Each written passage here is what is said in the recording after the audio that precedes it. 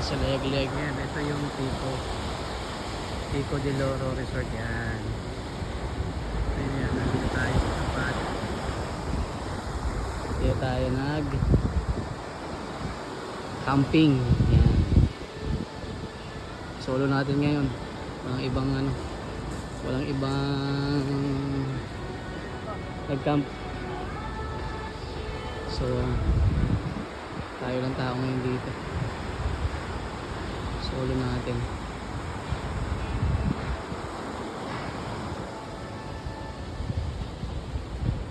At tapos lang din mag-lunch.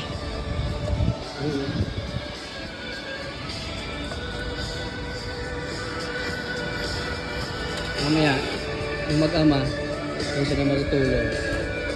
Ako dito.